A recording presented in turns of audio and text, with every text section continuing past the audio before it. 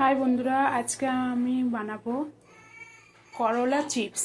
করলা চিপসের জন্য আমি কড়াটা বসিয়ে দিয়েছি। বেসন নিয়ে নিয়েছি, স্বাদ অনুযায়ী লবণ দিয়ে দেবো,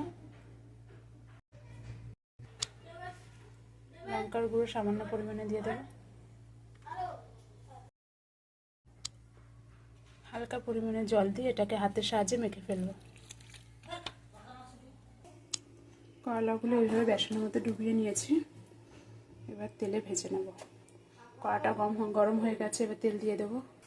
করলাগুলো কড়াতে দিয়ে দিয়েছি, এইভাবে এবার ভেজে নেব,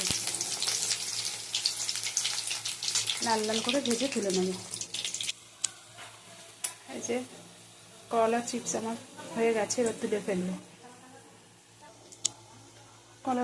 করলা চিপসের রেসিপিটা আমার হয়ে গেছে। রেসিপিটা যদি ভালো লেগে থাকে তাহলে প্লিজ প্লিজ প্লিজ আমাকে একটা লাইক, শেয়ার, কমেন্ট আর সাবস্ক্রাইব করে দেবেন।